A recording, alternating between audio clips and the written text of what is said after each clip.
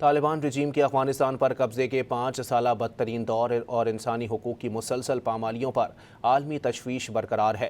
بنیادی انسانی حقوق کی سنگین پامالیاں اور دہشت گردوں کی سرپرستی افغان طالبان رجیم کی پہچان بن چکی ہے۔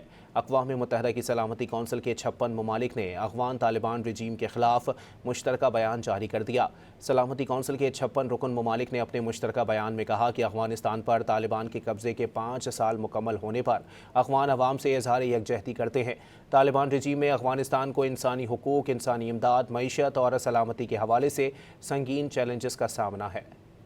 طالبان رجیم کے افغانستان پر قبضے کے 5 سالہ بدترین دور اور انسانی حقوق کی مسلسل پامالیوں پر عالمی تشویش برقرار ہے۔ بنیادی انسانی حقوق کی سنگین پامالیاں اور دہشت گردوں کی سرپرستی افغان طالبان رجیم کی پہچان بن چکی ہے۔